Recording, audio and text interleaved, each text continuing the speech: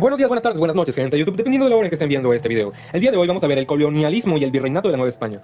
El proceso de colonización, siglos XVI y XVII. Los españoles se dieron cuenta que llegaron a un territorio completamente desconocido por Europa. Se propusieron anexarlo a sus dominios como colonias de España. Organizaron distintos viajes, partiendo de las Antillas, lugar a donde llegaron por primera vez con la finalidad de conocer el nuevo continente.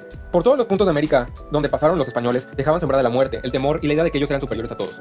En ese tiempo, no era España el único país con fines expansionistas. También otros como Inglaterra, Francia, Portugal, querían conquistar territorios para sus reinos. Por ello, con el fin de evitar conflictos, los distintos países establecieron convenios para delimitar y respetar los territorios cubiertos. Por ejemplo, España y Portugal firmaron el Tratado de Tordesillas, mediante el cual se estableció la línea Alejandría, que se localizaba a 370 leguas de distancia hacia el oeste de las islas Azores y de Cabo Verde. La línea Alejandría es una delimitación geográfica propuesta por el Papa Alejandro VI Rodrigo Borgia en 1494. Surge a raíz del descubrimiento de América, debido a que los portugueses y los españoles mantuvieron durante años una fuerte disputa. La primera expedición de los españoles a tierra continental en América, en marzo de 1517. La primera expedición fue organizada por Diego Velázquez, gobernador de Cuba. Él envió a Francisco Hernández de Córdoba con 2 naves y 150 hombres. La finalidad era navegar por la costa en búsqueda de oro y capturar nativos para llevarlos a trabajar a la isla. Partieron de Santiago de Cuba, pero una fuerte tormenta los envió hacia Yucatán, en marzo de 1517. Cuando llegaron a las costas, quedaron sorprendidos al observar las casas de piedra y cal de la primera población que vieron. Le pusieron el nombre de Gran Cairo, por la costumbre que tenían los cristianos de aplicar nombres musulmanes a cualquier cosa que fuera rara. A la zona le nombraron Cabo Catoche. Continuaron con su recorrido y comenzaron a tener problemas de abastecimiento de agua en el mes de abril. Se vieron obligados a desembarcar en Champotón, en búsqueda de agua y alimentos. Al poner el pie en tierra fueron atacados por los nativos, y ahí murió casi la mitad de los castellanos. Tras este suceso, Hernández de Córdoba decidió poner fin a la expedición y retornar a Cuba, con las nuevas noticias de que habían establecido contacto con la civilización más avanzada del Nuevo Mundo hasta el momento, ya que construían con piedra y disponían de avanzadas técnicas de cultivo y tratamiento de agua. Además habían visto mucho oro, por lo que pensaron que ya no eran las simples tribus antillanas que habían visto. Estas noticias causaron gran conmoción en Cuba, nuevas oportunidades se habían abierto. Pero Hernández de Córdoba no volvería, ya que murió poco después de su regreso, debido a las heridas que había recibido. La expedición de Juan de Grijalva al Golfo de México en abril de 1518. La segunda expedición, capitaneada por el segoviano Juan de Grijalva, partió de la bahía de Matanzas al año siguiente, el 15 de abril de 1518. En total salieron 4 naves y 240 hombres, siguiendo la ruta de Hernández de Córdoba y llegando a la isla de Cozumel. De aquí pasaron frente al río Champotón y a la bahía de la Malapelea, donde tuvo lugar la última batalla de la expedición anterior, y en donde la nueva también fue atacada. Continuaron la costa en dirección norte y se encontraron con un gran río al que llamaron Grijalva. Allí entablaron el primer contacto amistoso con un cacique llamado Tapscott, del que posteriormente deriva el nombre que los españoles dieron a la provincia, Tabasco. Siguieron hasta el lugar donde poco después se fundaría Veracruz. Allí fueron recibidos por un gobernador de Moctezuma II, el gran emperador azteca, del cual tuvieron noticia por primera vez. Fueron recibidos con una gran cantidad de regalos, animales, frutas, incienso y joyas de oro. Ante el éxito de la expedición, Juan de Grijalva ordenó a Alvarado volver a Cuba con los presentes de los nativos y las noticias de los descubrimientos. Animado por todo lo que veía, continuó explorando hacia el norte, llegando hasta el río Tuxpan, en donde por fin decidieron regresar, pues la llegada del invierno auguraba tormentas y huracanes. La expedición de Hernán Cortés en noviembre de 1518. Cortés salió también de Cuba, que estaba gobernada por Diego Velázquez, zarpó del puerto de Santiago el 18 de noviembre de 1518, tocó tierras mexicanas en Yucatán, en donde encontró a Jerónimo de Aguilar, un español que hablaba maya y se había perdido al naufragar. En Campeche, Cortés recibió como obsequio a la india Malitzin, también conocida como la Malinche, quien hablaba náhuatl y conocía el maya, por haber vivido en esa zona. De ahí se dirigió hacia Tenochtitlan con 400 españoles. En su tránsito hacia la capital del Imperio Mexica, Cortés hizo algunas alianzas con los totonacas y venció en combate a los tlaxcaltecas. Xicotenca, gobernador de Tlaxcala, se sumó a la alianza con los españoles. Finalmente, llegaron el 8 de noviembre de 1519 a Tenochtitlan, donde fueron recibidos cordialmente por el emperador Moctezuma II, quien creía que Cortés era Quetzalcóatl. Sin haber librado batalla, los españoles se apoderaron del lugar. Sin embargo, Diego Velázquez, gobernador de Cuba, mandó a apresar a Cortés, porque había desobedecido sus órdenes. Mientras Cortés se retira de Tenochtitlan, Pedro de Alvarado queda al mando, indignado por los mexicas que celebraban una fiesta en honor a Huitzilopochtli, dios de la guerra, ordenó asesinar indígenas en un evento conocido como la Matanza del Templo Mayor. Esto enfureció a los mexicas, encabezados por Cuitláhuac. Expulsaron a los españoles de Tenochtitlan y les causaron muchas muertes. A este suceso se le conoce como la Noche Triste. Se dice que Cortés lloró la muerte de sus soldados debajo de un ahuehuete al que se le llamó Árbol de la Noche Triste. Decidido Cortés a conquistar Tenochtitlan, sitió la ciudad, apoyado por cerca de 8,000 guerreros tlaxcaltecas. Derrotó finalmente a los mexicas el 13 de agosto de 1521, siendo Cuauhtémoc emperador. Y a Cuauhtémoc le quemaron los pies. La conquista fue organizada de manera independiente por miembros de la familia Montejo. Esta conquista tuvo 2 fases, la del fracaso de 1527 a 1529 y la del éxito de 1531 a 1541. En todo el proceso intervinieron 3 capitanes, Los tres llevaban el nombre de Francisco de Montejo, padre, hijo y sobrino. Montejo padre tuvo éxito en Tabasco. El hijo y el sobrino consolidaron la ocupación en el resto del territorio. La conquista de Michoacán y Occidente. Esta operación estuvo a cargo de Cristóbal de Olid, quien reconoció como señor de Michoacán a Tangazuan Tzitzintzicha, pero uno de los capitanes, Nuño de Guzmán, movido por su codicia y por su falta de sentido político, hizo asesinar a Tangazuan Tzitzintzicha. Fue torturado y quemado vivo junto a otros miembros de su familia.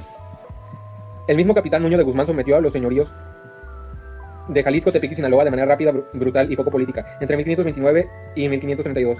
Sus métodos violentos le valieron la remoción de su cargo por parte de las autoridades españolas, que lo veían como un peligro para sus intereses.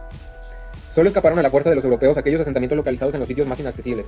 Uno de ellos, que hasta hoy se autonombran los jamás conquistados, es el pueblo Mixte, al que ni los zapotecos, mixtecos y mexicas pudieron sublevarlos, aún menos los españoles. Su nombre en su lengua es Ayucay, que significa la gente del idioma florido, y viven en la porción más oriental de la Sierra Norte. La evangelización. El medio para justificar la violencia que los europeos ejercían sobre los habitantes fue la religión. Tras el descubrimiento de América, el Papa Alejandro VI otorgó a los reyes católicos la posesión de los territorios descubiertos con la condición de que la corona española evangelizara a los indígenas. Cortés solicitó en 1523 la llegada de las distintas órdenes religiosas para convertir a los nativos al cristianismo, religión de la que nadie podía escapar. Nadie podía practicar creencias distintas. Todo lo que no fuera religión católica estaba prohibido y castigado incluso con la pena de muerte. En esta época, la iglesia tenía un control muy alto, como en la Edad Media. La impartición de justicia estaba en sus manos. De esto se encargaba un tribunal que existía para realizar dicha función, la Santa Inquisición. Las órdenes religiosas en el virreinato. Los primeros en llegar fueron los franciscanos el 13 de mayo de 1524. Arribaron a San Juan de Ulúa y, coordinados por Martín Valencia, esta orden se considera fundadora de la iglesia en la Nueva España. Los dominicos llegaron el 2 de julio de 1526 por Fray Tomás Ortiz. En 1530 fundaron su primer convento, donde después sería el Tribunal de la Santa Inquisición. Los inquisidores dominicos fueron apodados dominicanes, perros del Señor. Los agustinos llegaron a la capital el 22 de mayo de 1532, encabezados por Fray Francisco de la Cruz. Los jesuitas llegaron en 1572. Los carmelitas en 1585, los mercedarios en 1594, hipólitos, juaninos, antoninos y filipenses, los betlemitas 1647 y los camilos. De 1521 a 1580 se construyeron 250 conventos en la Nueva España. Los evangelizadores recurrieron a la fuerza, a excepción de algunos como Pedro de Gante, Vasco de Quiroga, Zumárraga, Bartolomé de las Casas, quienes estudiaron la cultura y la lengua de los indígenas para hacer más fácil la evangelización. Un elemento fundamental en la difusión del catolicismo fue la aparición de la Virgen María en diciembre de 1531 en el cerro de Tepeyac, justamente donde estaba el santuario de Tonantzin, dios azteca de la tierra y la fertilidad. Se dice que se le apareció 4 veces a Juan Diego, quien ofreció como prueba la imagen de la aparición grabada en una yate, una tela hecha con fibra de maguey. La organización política, económica y social de la Nueva España. En la Nueva España, la autoridad suprema del virrey. El primer virrey fue nombrado en 1535. El cargo fue ocupado por Antonio de Mendoza. Una vez constituido el virreinato, se dividió en reinos, provincias, gobiernos y tendencias. Reinos: el reino de la Nueva España o reino de México. Estaba integrado por el Distrito Federal, el Estado de México, Querétaro, Michoacán, Guerrero, Puebla, Hidalgo, Tlaxcala y parte de Jalisco. Esta fue la capital política y comercial de todo el virreinato de la Nueva España. El reino de Nueva Galicia. Este reino estaba conformado por los actuales estados de Nayarit, Jalisco, Zacatecas, Aguascalientes y Colima. El territorio había sido conquistado por Nuño de Guzmán. Llegó a tener 3 capitales diferentes. La primera fue Santiago de Galicia de Compostela, ubicado en el espacio que hoy ocupa la ciudad de Tepic. La segunda capital fue reubicada al sur del estado de Nayarit en 1540 y cambió su nombre a Compostela de Indias debido a los constantes ataques que sufría la ciudad por parte de las poblaciones ubicadas al norte que aún no habían sido conquistadas. Finalmente, la tercera capital y última, la capital fue Guadalajara, fundada en 1548 por obispos de la Audiencia de México, quienes trasladaron funciones a esta región. Nueva Galicia fue un territorio de difícil acceso, sufrió diferentes ataques de la población autóctona. Una de estas guerras fue la del Mitzón, que se llevó a cabo en un lugar cercano al río Santiago hacia mediados del siglo XVI. En el códice telleriano remensis se representa al caudillo indígena Francisco Tenamaxtle de Nochistlán en batalla frente al virreino hispano Antonio de Mendoza en 1541 durante la guerra del Mitzón. El reino de Nueva Vizcaya. En 1562 Francisco de Ibarra, con el apoyo del virrey Luis de Velasco, organizó una nueva entidad a la que llamó Nueva Vizcaya, cuya capital se estableció en Durango. Su creación tuvo como trasfondo cercar a Nueva Galicia para impedir su expansión a la región de Zacatecas. Las condiciones del terreno de este reino no eran muy propiciadas para la agricultura. Es por esto que hubo diferentes tipos de actividades económicas como la minería y la ganadería. Con respecto a la ganadería, se sabe que las cabezas de ganado estaban organizadas en latifundios, de los que el principal dueño fue Francisco de Ibarra y su familia. El Nuevo Reino de León, su primera fundación en 1580, y se estableció como tal en 1596. El Nuevo Reino de León protegía el centro de la Nueva España de los ataques chichimecas y amplió las redes y rutas comerciales. Las provincias. La provincia de Coahuila o Nueva Extremadura, integrada por los actuales estados de Sonora, Chihuahua, California, Alta California, Nuevo México y Texas. Estas provincias se dividieron en alcaldías mayores que dependían directamente del rey de España. La capital de esta provincia fue la villa de Monclova. La provincia de Nuevo Santander, que abarcaba los actuales estados de Tamaulipas, Nuevo León y sur de Texas. Provincia de Oriente, de 1786, tenía la finalidad de separar los territorios de la provincia de Extremadura. Esta provincia estaba conformada por el Nuevo Reino de León, Nuevo Santander, Coahuila y Texas. Provincia de Occidente, estaba conformada por el Reino de México, el Reino de Nueva Galicia, el Reino de Nueva Vizcaya, Sinaloa, Sonora y Nuevo México.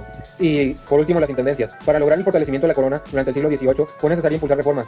Para lograr estos objetivos fueron creados los sistemas de intendencias, cuya función era fiscalizar y administrar todos los servicios públicos, de modo que en 1769 Carlos III ordenó la división territorial de la Nueva España en 2 intendencias: México, Puebla, Veracruz, Oaxaca, Guanajuato, Valladolid, Arizpe, Zacatecas, Durango, San Luis Potosí, Guadalajara y Mérida. En estas intendencias se integraron los reinos, corregimientos y las alcaldías mayores. La organización social. La organización social se construía constituía básicamente por los nativos, a quienes se les llamaba indígenas, y por los negros que se empleaban para el trabajo, y por los españoles asentados ahí.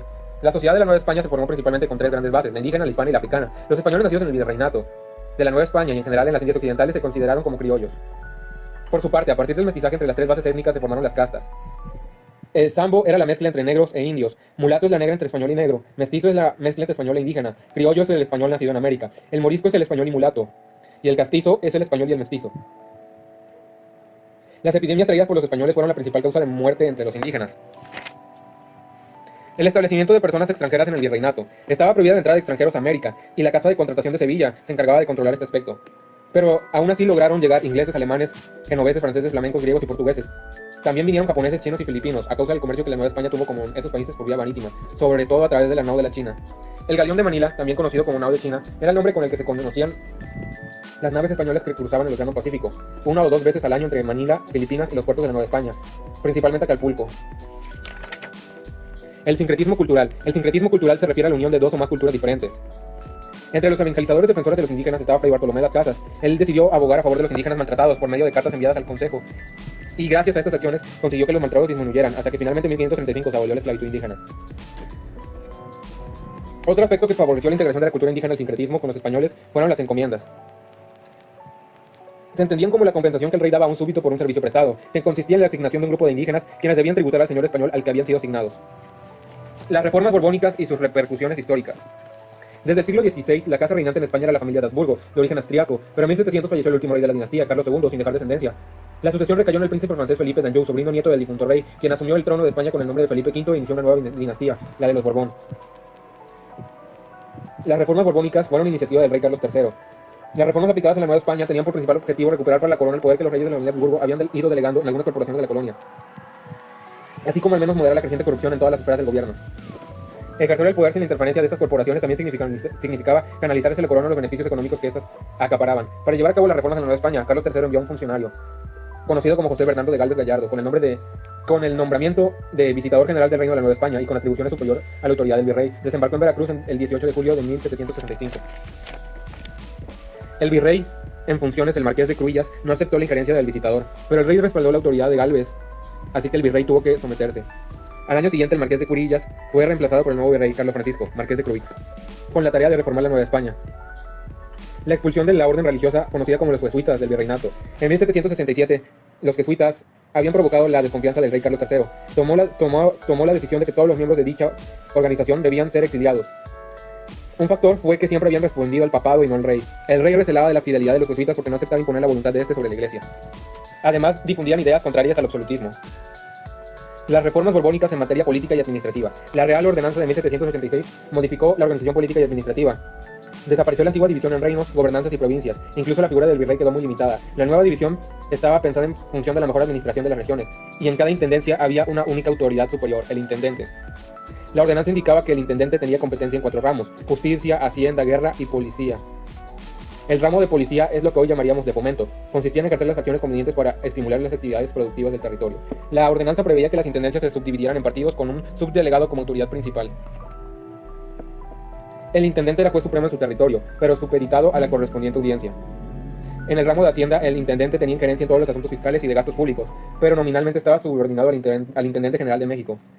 En el ramo de guerra estaba sujeto al comandante general, y solo si era militar podía ejercer a plena su autoridad en el área. Las reformas borbónicas en materia económica. La más importante fue la liberación del comercio exterior. Sevilla era el único puerto español que estaba autorizado a manejar el comercio transatlántico, y solo un puerto novohispano, Veracruz, podía recibir la flota que una vez al año venía de España. Algo similar ocurrió con el Pacífico. Solo los consulados de México y de Manila podían hacer el comercio por medio de un galeón que anualmente viajaba de las Islas Filipinas a Acapulco, único puerto autorizado para el comercio. Las reformas llamadas de libre comercio tenían por objeto romper el monopolio de los consulados, porque estos poderosos mercaderes eran los que acaparaban las utilidades del comercio. La alcabala era un impuesto al comercio, ventas. El almojarizfazgo era un impuesto aduanero al traslado de mercancía. Y ya con esto finalizamos este video. Espero que les haya gustado y nos vemos en un siguiente video. Adiós.